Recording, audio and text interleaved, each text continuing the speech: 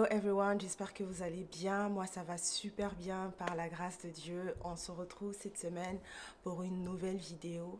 Avant toute chose, j'aimerais accueillir, je pense que ça va être une routine ou bien une tradition à chaque vidéo d'accueillir les nouveaux abonnés parce que je vois qu'on évolue et on s'agrandit.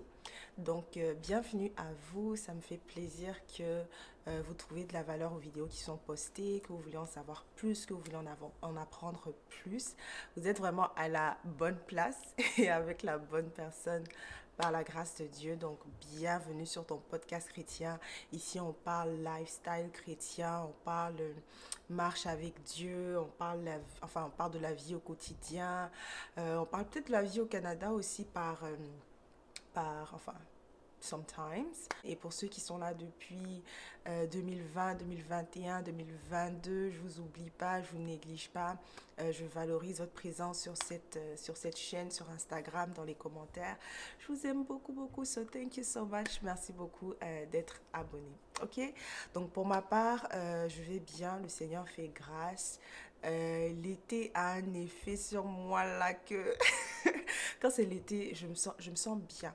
Je me sens bien mentalement, je me sens bien physiquement, je me sens bien spirituellement. Je sais que ma peau, oui, mes cheveux sont dans leur moment de gloire. I mean, je dis que nous, les Canadiens, on est silencieux pendant 9 mois, mais les 3 mois de soleil ou les 4 mois de soleil que le Seigneur nous donne, vraiment, on en profite à temps. Bon, on est en mars, mais il y a déjà le soleil, so anyways, moi je suis vraiment très très très excitée, très enthousiaste pour cet été.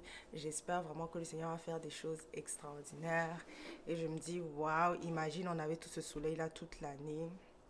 La dépression, la fatigue, tout ça, franchement, ça n'allait pas être notre partage.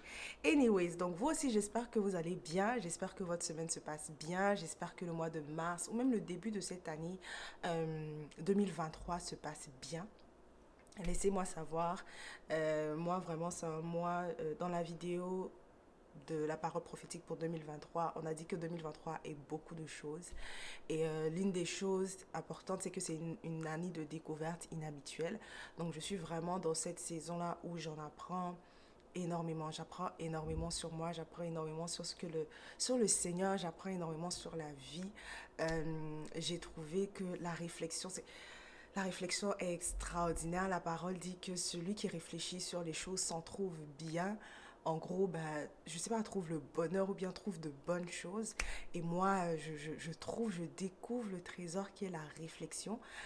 Parce que le Seigneur m'a vraiment shifté dans beaucoup d'aspects de ma vie. Donc, j'ai beaucoup plus de temps libre. Et donc, que je peux allouer à la réflexion. Et je dis, waouh, genre il y a tellement de solutions que tu vas trouver à ta vie. Il y a tellement moins de stress, moins de choses que tu vas vivre, moins d'anxiété que tu vas vivre si tu as juste le temps de réfléchir. Et j'ai trouvé que l'ennemi, des fois, il nous met dans ce cycle-là ou dans ce cercle vicieux d'être occupé, occupé, occupé. Donc, on n'a même pas le temps de relaxer et on n'a surtout pas le temps de réfléchir. On vient devant Dieu comme celui qui va nous donner la réponse toute faite, toute cuite. Et même s'il le fait, on ne va pas comprendre.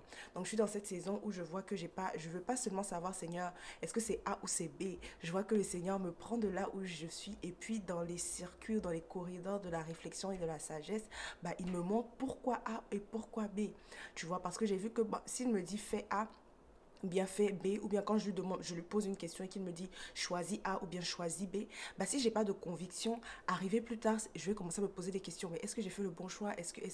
Mais alors que je m'adonne à la réflexion, ça me permet déjà d'anticiper sur des questions qui peuvent poser des doutes plus tard.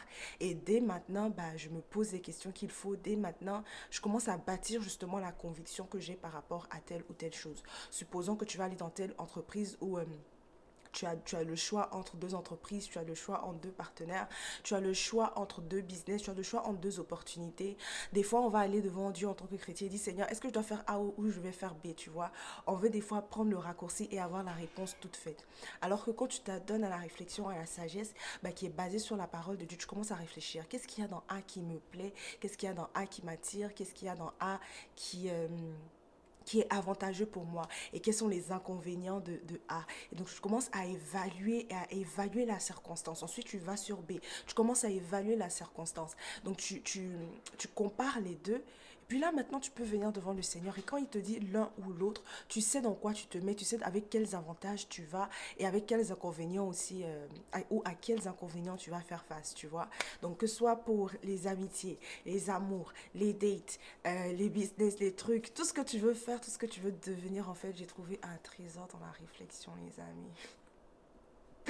Je sais pas comment expliquer. I'm so happy. Je suis tellement heureuse. Parce que avant, je réfléchissais pas trop. C'est vrai que je réfléchis beaucoup, mais vraiment, comparé à ce que j'expérimente ces jours-ci, je dis que waouh. Donc, je vous encourage à vous poser les questions. Et la réflexion, ça commence par pourquoi. Tu vois, donc là, je prends tout dans ma vie, je prends des choses et puis je dis pourquoi tu aimes ça. Pourquoi tu. Pourquoi Pourquoi tu aimes ça. Pourquoi est-ce que ça te fait mal. Pourquoi est-ce que ça te dérange tant, tu vois. Pourquoi est-ce que ça, c'est un problème. Par exemple, ça va être vraiment TMI, comme les anglophones disent, genre beaucoup d'informations. Mais hier, j'étais sur les réseaux sociaux et il y a une youtubeuse que j'aime tellement. J'aime son contenu, les vlogs qu'elle fait, etc. C'est une américaine. Mais je trouve que dans son comportement, elle fait un peu genre bébé gâté, tu vois. Elle fait, oh, donc à chaque fois qu'elle a mal quelque part, il faut qu'elle appelle une amie. À chaque fois que quelque chose ne va pas, elle est vraiment, elle aime se faire chouchouter, elle aime se faire tentendre, et c'est normal. En tout cas, je regarde ses vidéos, je vois. Mais hier particulièrement, quand je l'ai revue encore, je me suis dit, mais non, not again. C'est là, elle fait trop genre bébé gâté. What's the point? En fait, c'est quoi le souci? C'est like, you know, grow up ou quelque chose comme ça. Bref, c'est ce que j'ai pensé. Lorsque j'ai vu sa photo, je sais pas, peut-être sa vidéo sur Instagram, je sais pas ce que j'ai vu en tout cas. Lorsque je l'ai vu, c'est sûr à quoi j'ai pensé. Et lorsque j'ai pensé ça, je me suis arrêtée.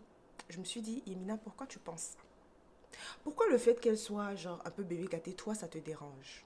Ou bien ça te fait mal? Est-ce que dans le fond, toi-même, tu aurais voulu être un peu bébé gâté? Tu vois, donc c'est le genre de réflexion auquel je m'attends. Et puis je dis que j'ai admis que oui, en fait, oui, je veux être bébé gâté aussi parce que je suis l'aînée, tu vois. Mon petit frère qui vient juste après moi, on n'a que 2 ans de différence.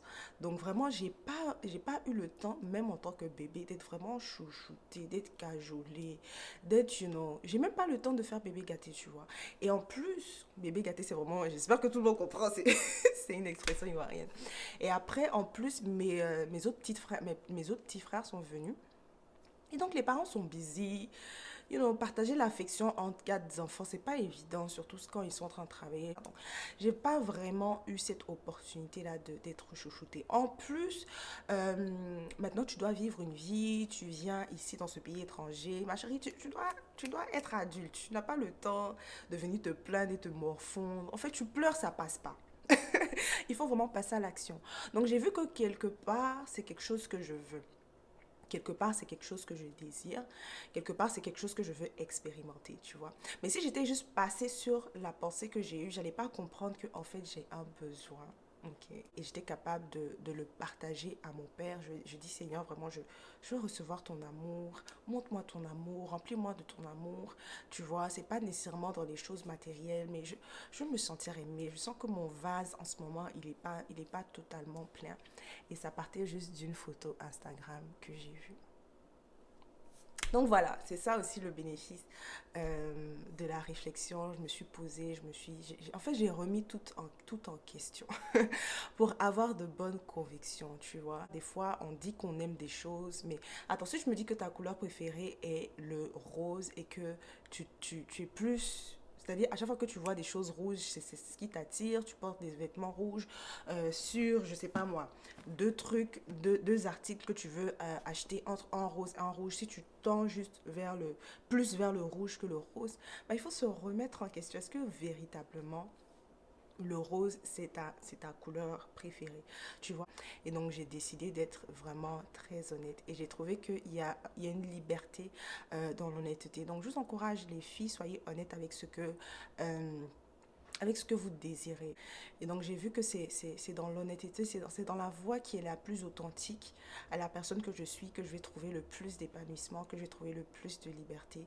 Donc, je suis dans cette saison où tout ce qui n'est pas aligné à celle que je suis en ce moment, je peux pas. Tout ce qui n'est pas aligné avec la personne que je suis, tout ce qui n'est pas aligné, c'est-à-dire qu'il y a Dieu, il y a moi, et tout ce qui vient après, ça doit être aligné à cet ordre qu'il y a déjà. Donc, on parle de vêtements, on parle de relation, on parle d'engagement, on parle de mes activités que je fais, on parle de tout en fait. Donc voilà, c'est pas aligné, c'est pas aligné. Même si ton podcast chrétien, je ne vais pas venir parler des choses parce que je pense que c'est ce qu'il faut dire, je vais parler des choses parce que c'est ce que je veux vous partager. Donc aujourd'hui, vous voyez dans le titre de la vidéo, on parle de beaucoup de choses. J'ai dit que je vais partager 10 points sur je ne sais quoi, mais je suis en train de passer dans je suis en train de parler d'autres choses. Donc voilà, ce qui n'est pas aligné avec moi, c'est I don't entertain it. Vraiment, je donne même pas aucune chance, ça m'intéresse pas.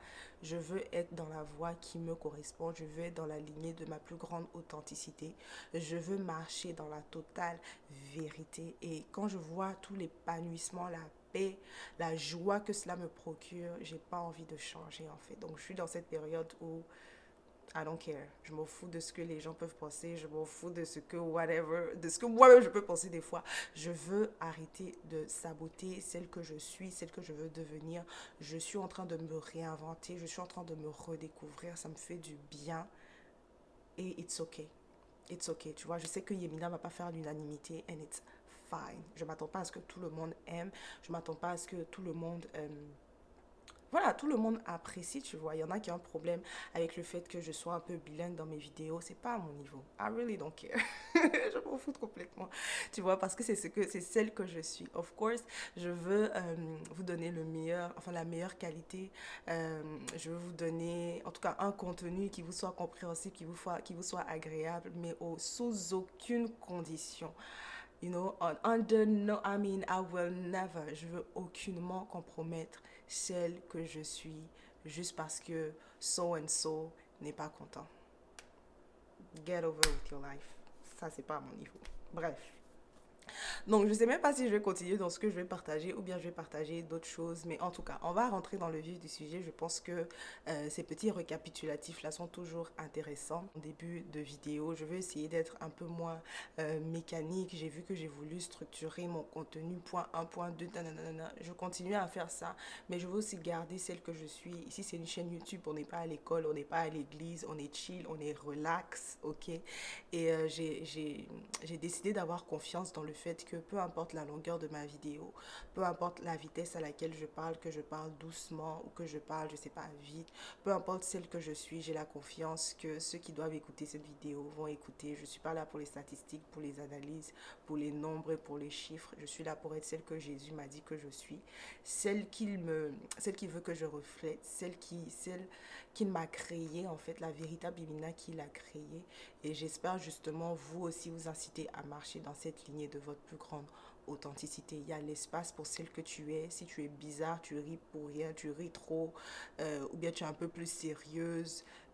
Voilà, si tu es ami avec tout le monde, ou bien comme moi, tu prends 5-4 distances parce que les affaires de relations bizarres, tu n'es pas dedans, c'est pas grave. Marche dedans.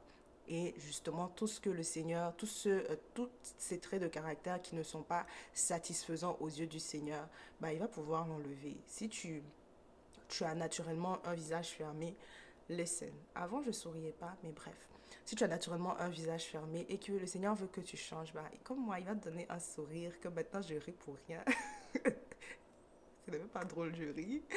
Donc, donc je sais que le Seigneur change. Mais bon, j'ai pas forcé. Je me suis pas dit, ah, j'ai marché avec toutes mes 42 dents, mes 32 dents, mes 28 dents, je sais pas, dehors, juste parce que je dis, Seigneur, viens, que ça vienne au-dedans. Je peux pas fake. Ah ben, j'ai pas l'énergie en fait pour être autre chose que celle que je suis, tu vois. Et je sais que celle que je suis, c'est pas un produit fini, c'est pas parfait. Donc, je laisse aussi au Seigneur l'espace de me changer. Mais tu vois, si je suis naturelle, je suis moi-même, il va me ramasser là où je suis là et puis il va me changer, ok? Donc on va rentrer dans notre sujet du jour. 10 choses sur l'amour propre. Je ne sais pas si on va avoir le temps de tout développer. Si on n'a pas, bah, peut-être qu'on va faire une autre vidéo. Enfin, je sais pas. La façon dont ça va terminer, c'est ça qui est ça. Ok. La première chose sur l'amour propre, c'est que c'est quelque chose qui s'acquiert et qui s'entretient au fil du temps. Ok. Tu n'es pas né avec un amour propre. Right? D'ailleurs, je lis ce livre. Ah, j'ai oublié de l'envoyer parce que c'est quelque chose que je voulais vous montrer. Attends, je vais le chercher. Donc, je lis ce livre qui s'appelle Boundaries, qui était une recommandation. Enfin, je regarde là-bas, donc c'est ici. Boundaries de qui? Dr. Henry Cloud et Dr. John Townsend. Extraordinaire. J'ai pas encore fini. Je devais finir ça en février, mais bon, ma vie a changé. Il y a beaucoup de choses qui se sont passées. Donc, vous voyez, je suis même pas encore au un tiers du livre. C'est tout ce que j'ai lu, ça. Donc, je vais me précipiter à finir. Donc, c'était une recommandation de pasteur Nadia de Crosspoint Montréal. Et dans ce livre, en fait, bien que ça parle de boundaries, ils ont parlé d'un concept que je trouve très intéressant. Peut-être que je vais développer aussi sur un prochain point. Mais qui parle du fait que les bébés, lorsqu'ils naissent, ils n'ont pas en fait une conscience de leur identité. C'est-à-dire qu'ils pensent que moi et maman, on est pareil. Moi, c'est maman. Maman, c'est moi. OK? Donc, ils ne réalisent pas en fait qu'ils sont un individu distinct de la source de laquelle ils viennent. Donc, ils n'ont pas, voilà, tu n'as pas conscience de toi, tu n'as pas conscience du fait que tu es une entité à part. Et c'est au fur et à mesure qu'il se découvre, c'est au fur et à mesure qu'il découvre son monde extérieur, c'est au fur et à mesure qu'il découvre que lui-même il a des besoins, lui-même il a des préférences, etc. Donc on voit que déjà dès la naissance, bah, s'il n'y a pas de sens de soi, du soi, ben, il n'y a pas de conscience, il n'y a pas de conscience non plus de l'amour de soi ou de l'amour propre, etc. Bon, c'est vraiment à ces premiers mois-là que les parents ont la responsabilité bah, d'affirmer leur enfant dans leur identité, de leur dire par exemple si tu ne veux pas faire ça, tu n'es pas obligé de faire des choses que tu ne veux pas faire, si tu ne veux pas faire bisous à tata, tu n'es pas obligé, on te force, en fait tu as des limites qu'on peut respecter. Par exemple, tu n'es pas obligé de partager tes jouets si tu ne veux pas le faire, même si la Bible dit qu'il faut partager, ben, faut que l'enfant comprenne aussi qu'il y a il y a un sens de la propriété. Donc, il y a des choses qui m'appartiennent. Donc, par exemple, mon corps m'appartient. Quelqu'un ne peut pas le toucher sans mon consentement. C'est une partie privée. Mais par exemple, peut-être quelqu'un peut toucher la fenêtre, je sais pas, peut-être la fenêtre de ma maison, des choses. Donc, il apprend au fur et à mesure le sens de la propriété, le sens de ce qui m'appartient, le sens aussi de ce qui est privé, j'ai failli dire de la privacité, je ne sais pas si ça existe, mais voilà, le sens de ce qui est privé, de ce qui est public, de ce que tu peux partager, de ce que tu ne peux pas partager ou de ce que tu n'es pas obligé de partager, etc. Moi, je sais que quand j'étais jeune, mes limites n'étaient pas nécessairement respectées. Donc, que ce soit on fouille dans mes affaires, on veut lire mon journal intime, ou voilà, en fait, quand ton parent dit un truc, tu peux pas dire le contraire, tu vois. Donc, ça créait en fait dans ma perception le fait que bah, ma vie privée, mes affaires privées, peuvent aussi être ou doivent être, ou c'est normal que les gens aient accès à ma vie privée. C'est normal que les gens enfreignent mes limites. Tu vois, c'est normal que les gens viennent dans mon intimité ou lisent mes choses ou viennent prendre mes affaires parce que c'est ce que déjà je vivais à la maison, tu vois.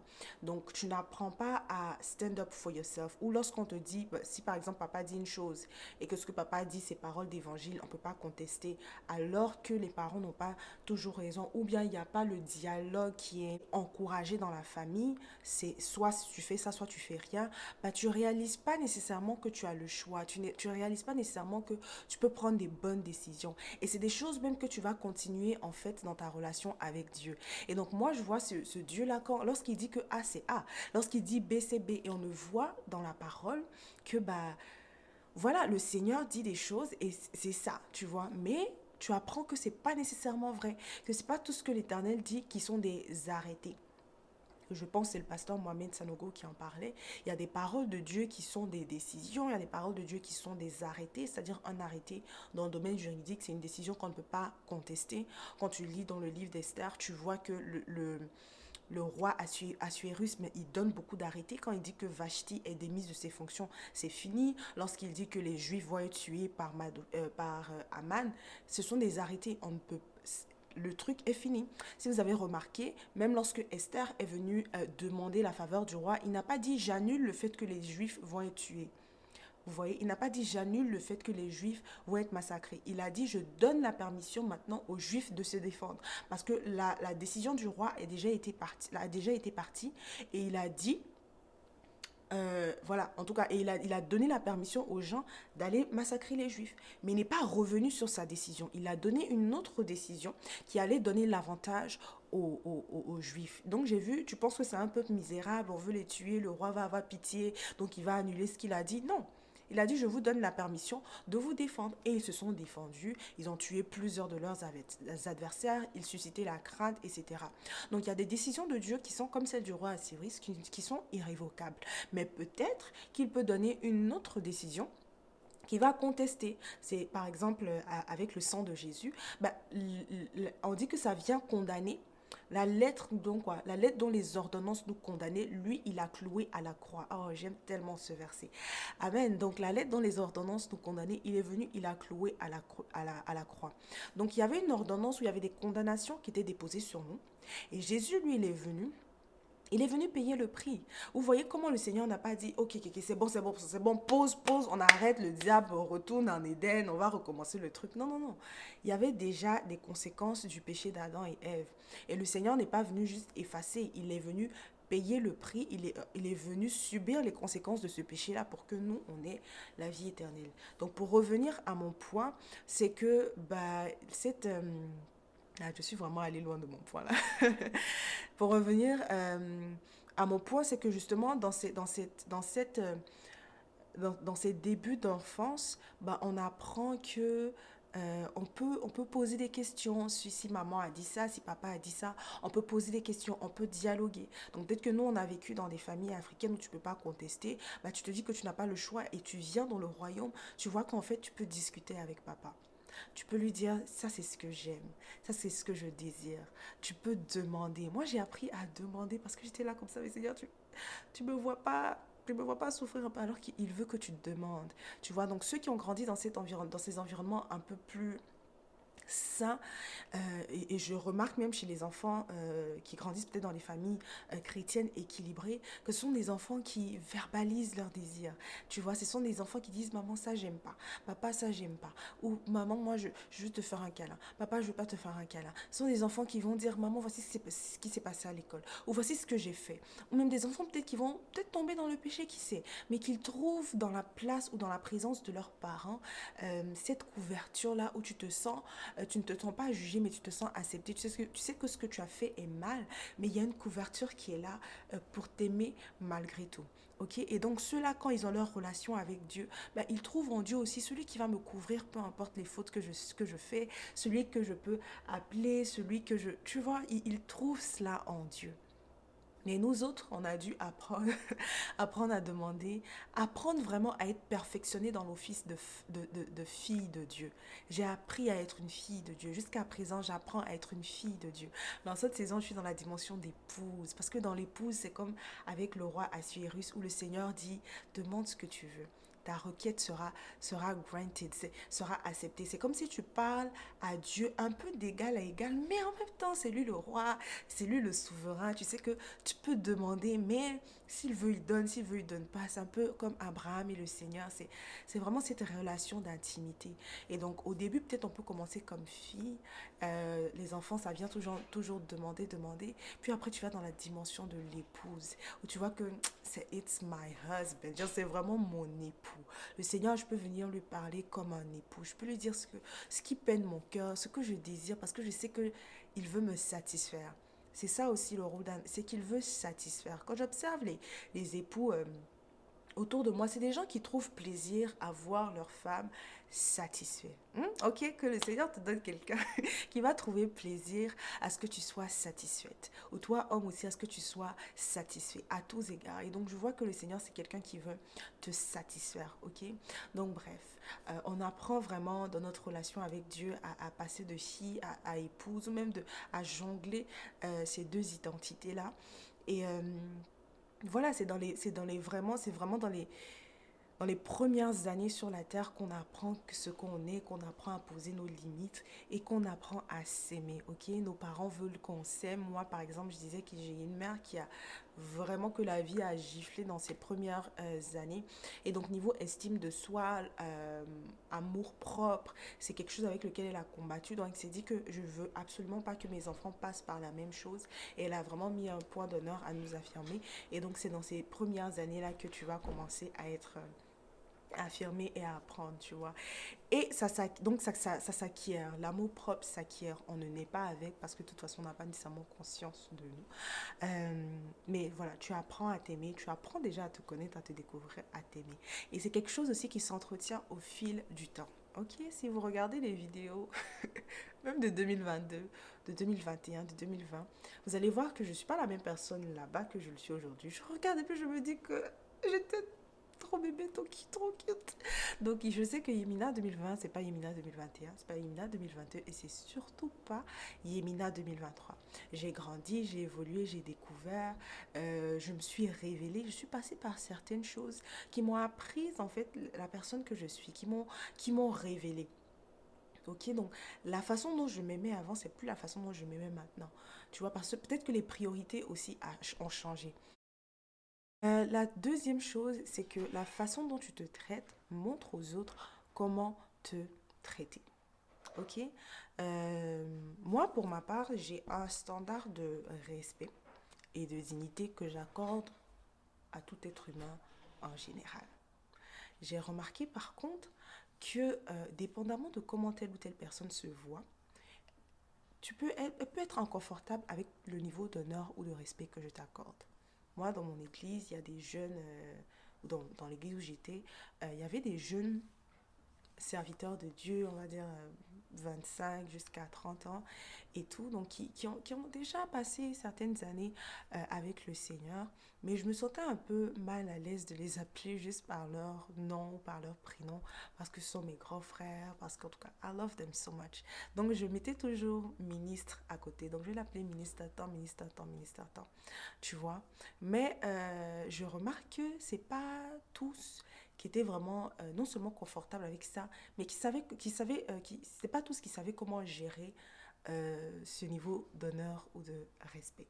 Ok, c'est vrai que nous sommes tous serviteurs, nous sommes tous enfants de la maison, nous sommes tous enfants de Dieu. Euh, mais je pense que quelque part, il faut apprendre à recevoir aussi l'honneur. Il faut apprendre aussi à recevoir le respect. Et quand je dis le respect, recevoir, c'est pas dans le sens où ils sont nécessairement mal à l'aise, tu vois. Il y a des personnes qui vont peut-être prendre la grosse tête parce que tu leur accordes un certain niveau d'honneur. Ou il y a des gens peut-être qui vont mal te parler parce que toi, tu les respectes. Tu vois, en tout cas, ils vont te prendre en, comment on va dire à Abidjan, en bas des tapettes de façon. Parce qu'ils ne savent pas comment recevoir l'honneur, tu vois. Il y a des personnes qui seront mal à l'aise avec certains gestes d'attention ou certains gestes voilà, d'honneur que tu vas leur poser, peut-être parce qu'eux-mêmes, ils ne sont pas nécessairement à l'aise. Donc, j'ai vu et justement, quand je vois ces choses-là, je vois que peut-être que ça, c'est un peu too much pour toi. Attends, je vais diminuer un peu. Pas que je vais te respecter, moi, mais peut-être que je vais essayer d'en faire un peu trop, juste pour matcher l'énergie que tu me donnes, juste pour matcher le tempérament que tu me donnes. Tu vois un peu? Donc, c'est dans ce sens-là que je veux dire, la façon dont tu te traites, c'est comme ça aussi que les autres te traitent. Le point numéro 3, c'est que si tu n'établis pas de limites, les gens feront comme ils veulent. Tu vois, je pense pas que l'intention ce soit de te blesser, mais sauf que chacun a une façon de penser différente. Si tu n'as pas de limite dans le sens où si tu n'as pas de règle qui dit que par exemple chez toi quand on finit de manger, on met l'assiette dans le lave-vaisselle ou bien on lave directement l'assiette, ben, les gens qui n'ont pas été éduqués à ces choses-là ou pour qui ben, ce n'est pas le standard vont pas nécessairement laver les assiettes, tu vois. Ou si tu n'as pas de standard qui dit que chez moi, par exemple, on ne rentre pas avec les chaussures, ben, pour une personne qui marche normalement avec ses chaussures dans son appartement, dans sa maison, ben, il n'aura pas le réflexe d'enlever ses chaussures en entrant dans ta maison. Donc les gens ne savent pas toujours. À toi d'établir les limites. S'il n'y avait pas de feu rouge, de panneaux de vitesse, de panneaux stop, etc., chacun allait rouler comme ils veulent. ok? J'allais rouler à 20 ou à 60 comme certains le font sur l'autoroute, ou j'allais rouler à 100 km dans une zone résidentielle, tu vois? Parce que si je suis pressée, bah, je roule vite. Si je ne suis pas pressée, je prends mon temps. Donc, il y a des règles qui sont établies qui disent que sur l'autoroute, c'est 80 à 100 km. Tu peux aller à 110, je ne sais pas, peut-être 120, I don't know. Et en zone résidentielle, c'est 30, 40 km. Peu importe si tu es pressé, c'est pas à notre niveau. Si la police t'arrête là, on sanctionne. OK? Donc, à toi de mettre tes barrières. Et si tes barrières ne sont pas respectées, peut-être c'est parce que tu ne sanctionnes pas. Je pensais à ça hier quand je préparais la vidéo parce que tu peux te dire que oui, moi je mets des barrières, mais les gens ne respectent pas. C'est parce que tu ne sanctionnes pas. Right? Moi, j'ai un truc, j'ai horreur du manque de respect. Si tu m'as manqué de respect, j'ai parlé, j'ai parlé, j'ai pas venu rester là débattre avec toi. Je te bloque, enfin je prends mes distances, je fais ce que j'ai à faire parce que je ne suis pas obligée de tolérer ce que tu ne veux pas respecter. Ça, ce sont mes principes. Toi, tu peux te dire, non, je vais continuer à pardonner, je vais donner d'autres chances, etc. Bah, tu peux donner d'autres chances, c'est pas dire que tu n'aimes pas une personne. Bloquer une personne, c'est pas dire que tu n'aimes pas une personne. Prendre ses distances, ça ne veut pas dire que tu n'aimes pas une personne. Mais il faut pouvoir savoir conserver son cœur, savoir garder son cœur, et puis ne pas continuer de se blesser soi-même inutilement. Ok? Faut pas continuer à faire ça. Donc, établis tes limites et tu les établis comment tu les verbalises. Moi, je n'étais pas quelqu'un qui verbalisait. Quelque chose ne me plaît pas, je vais garder. Quelque chose ne me plaît pas, je vais garder. Puis à un moment, quand je vais te parler, tu as dit, tu vas pas aimer. Parce que ça fait 4 fois que tu fais, je n'ai rien dit. La 5e fois, j'explose. C'est pas très sain comme façon de fonctionner.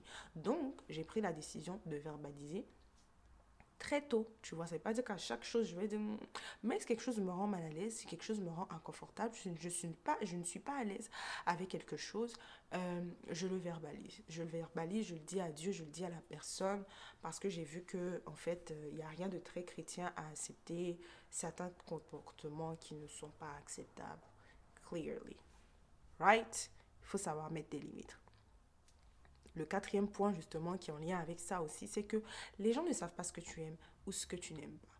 Je vois souvent sur les réseaux, surtout en ce qui concerne les relations, ah, en fait, s'il ne t'appelle pas, c'est qu'il ne t'aime pas, s'il ne sait pas ce qu'il doit faire, ma chérie, c'est pas à toi de venir éduquer un homme, etc.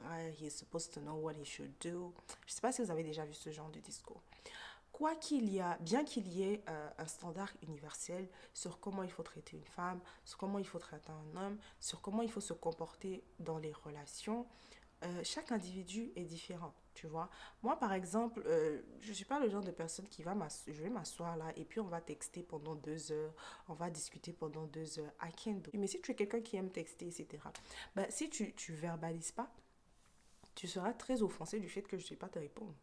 Peut-être que tu seras très offensé du fait que ben, je vais t'écrire un message et puis, tu vois. Donc, c'est quelque chose que j'aime dire aux gens, que, ah, salut, j'espère que tu vas bien, désolé de prendre tout ce temps-là, en général, voici comment ça marche et tout. Juste pour mettre le standard, tu vois. Comme ça, tu le sais. Mais si tu es quelqu'un qui apprécie certaines choses, il faut le dire. Nous sommes des personnes différentes, nous avons des préférences différentes, nous avons des désirs différents, des aspirations différentes. Et puis en plus, on change. C'est ça aussi le truc. C'est que ce que j'aimais il y a 2 ans, c'est pas ce que j'aime aujourd'hui. Ce que j'aimais en 2020, c'est pas ce que j'aime aujourd'hui. Bon, pas totalement, il y a certaines choses que j'aime toujours, mais il y a certaines choses qui ont changé. Et donc, quand tu t'ajustes comme ça et que tu vois que peut-être ton environnement n'a pas capté que bah, tu es sur une autre fréquence, que tu es ailleurs, n'aie pas peur de le verbaliser. 5e point, et parlons toujours de langage d'amour, c'est que aime-toi toi-même de la façon dont tu veux être aimé. On n'en parle pas assez. On parle toujours de langage d'amour, langage de ouais, paroles valorisantes, gifts, les cadeaux, le temps de qualité, les actes de service ou le toucher. Mais il faut que tu pratiques ces choses avec toi-même. Tu ne peux pas nécessairement tout attendre des autres, ça ne sera pas suffisant. Prends de Dieu, investis en toi-même et aussi reçois des autres. Dans cet ordre-là. Dieu, yourself, les autres. Ok, tu ne peux pas faire les autres, Dieu, toi-même. Mais tu ne peux pas faire les autres, toi-même et puis Dieu, tu mets ça sur le côté. Il faut vraiment que tu puisses t'aimer de la façon dont tu veux être aimé. si c'est le temps de qualité, mais toi, plus que tout le monde, tu dois prendre vraiment du temps dans ta semaine pour relaxer. Tu prends du temps pour passer un bon moment, que ce soit aller au restaurant, faire ton shopping, je sais pas, aller au spa, te promener dans la nature. Il y a plein de parcs, surtout que là, l'été arrive, il y a plein de parcs qui sont ouverts. Il y a de beaux parcs dans toutes les villes. Gatineau, Ottawa et là où tu vis. Il y a des parcs. Voilà, donc que ce soit aussi sortir avec des amis, tu peux initier la sortie et tout, vraiment investir, prendre l'initiative. Il y a quoi d'autre en fait? Encore, que ce soit les acts of service, je réfléchissais, je me dis, les gens qui aiment le service ou qui reçoivent l'amour lorsque les gens leur rendent service, si tu veux faire ça pour toi-même, qu'est-ce que tu peux faire? Mais j'ai pensé à déléguer des choses que tu fais. Donc, par exemple, pour ceux qui le peuvent, peut-être tu vas te prendre une femme de ménage ou tu vas laisser quelqu'un faire tes cheveux alors au lieu de le faire par toi-même, tu vas laisser quelqu'un d'autre faire tes ongles. Tu vas déléguer des choses que tu fais de ton quotidien pour que d'autres personnes puissent te donner ce service-là, même si tu vas payer, mais tu reçois le service. Ok. Euh, Point numéro 6. Je pense que j'ai assez parlé, donc on va terminer avec le point numéro 6. Puis on va faire une autre vidéo pour parler du reste parce que c'est quand même assez long. Donc, restez connectés pour la partie 2. Mais on va terminer avec ça. Le point numéro 6, c'est donne-toi du temps. Donne-toi du temps. My God. Donne-toi du temps, sis. Donne-toi du temps. Donne-toi du temps, my brother. Donne-toi du temps. Parce que les blessures que tu as en ce moment, les dysfonctionnements, ça a été des longues années. Ça a été ça a été l'accumulation de plusieurs années de souffrance, plusieurs années en tout cas, plusieurs années de peine, plusieurs années de brisement. Ça va partir en un jour. En 2020 particulièrement, pour moi, c'était l'année de la croissance. Donc vraiment, je mettais un point d'honneur à vouloir changer. Je trouvais que dans mon caractère, et j'en ai parlé ici sur la chaîne, où je me trouvais vraiment pas douce. Je trouvais que j'étais vraiment brutale. Que ce soit brutale dans ce que je fais, brutale dans ce que je dis. Je disais que c'est ma soeur qui me l'avait fait remarquer. Comment, par exemple, si je veux déposer un cahier sur ma table dans ma chambre, je vais lancer le cahier comme ça. Moi, je lançais des choses. J'étais vraiment un peu trop, voilà, pas vraiment gracieuse et douce dans ce que je faisais, dans ce que je disais, mais ça reflétait aussi l'état de mon cœur. Donc, et je voyais tellement de défauts. Je voyais tellement de défauts. Il y avait ça, il y avait le fait que peut-être il y a une certaine maturité que je n'avais pas, il y a une certaine discipline que je n'avais pas, il y a une certaine diligence que je n'avais pas. Tous les défauts du monde, là, je les avais et ça me frustrait beaucoup. Et donc, j'ai pris note, etc. Mais pouvoir guérir et changer de caractère et devenir cette femme qui est un peu plus douce, qui parle avec beaucoup plus d'amour, d'empathie, de sympathie. C'était la distance entre moi et la lune en fait. Ça semblait totalement impossible. Ça semblait totalement, vraiment impossible. Je me dis, mais attends, il va me falloir 10 ans pour arriver quelque part, tu vois. Mais je suis quand même passée par le processus. Ça a été conférence, coaching, apprentissage, ça a été beaucoup de délivrance, des moments avec le Seigneur. Et je vois en même pas 3 ans un grand changement, tu vois, où ok. Je vois un grand changement où je peux reconnaître que j'ai évolué, que je suis beaucoup plus douce, que je parle avec beaucoup plus d'empathie. Et c'est pas des choses que je fake, c'est vraiment, ça vient de mon cœur, tu vois. Ah, je veux te prendre dans la douceur, je veux te parler dans la douceur. Je veux être empathique. Ou comme je disais là, je souriais pas. Quand tu me vois même de loin, faut pas venir me parler, parce qu'en effet, je voulais pas parler aux gens. Mais maintenant, je suis beaucoup plus friendly. C'est vrai que j'ai un timer où j'ai comme un minuteur, donc après un certain temps, j'ai besoin de relaxer. Mais voilà, je suis contente. Je ris, je souris, je suis joyeuse. Qui aurait cru? Peut-être les gens auraient cru, moi j'aurais pas cru. Donc voilà, donne-toi du temps, ça va prendre le temps. Sache aussi que c'est pas ta perfection n'est pas un prérequis à quoi que ce soit. Le Seigneur peut toujours te faire du bien. Tu peux toujours rencontrer de bonnes personnes. Tu peux toujours avoir de bonnes opportunités alors que tu es dans ce processus-là. Donc ne te dis pas, tant que je ne suis pas restaurée, par exemple, je n'ai pas me marier. Ça a été un gros choc. Je dis que oui. Tout le monde ne rentre pas dans le mariage avec le même niveau de maturité. Donc si tu veux regarder à ça, tu seras très frustré. Donc donne-toi le temps. Donne-toi le temps de grandir. Donne-toi le temps de te découvrir. Donne-toi le temps de changer. Donne-toi le temps de t'améliorer. Donne-toi le temps de te perfectionner. Donne-toi le temps.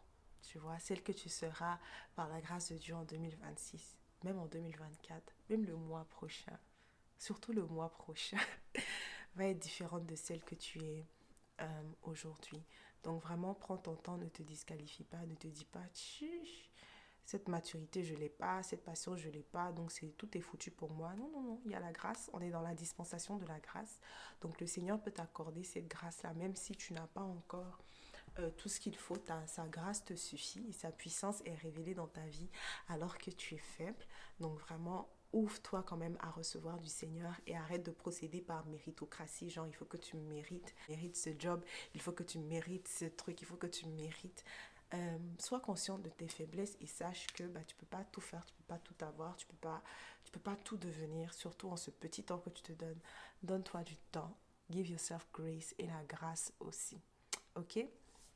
Voilà, donc voilà, on a vraiment beaucoup parlé aujourd'hui. Ça m'a fait plaisir de vous donner cette vidéo.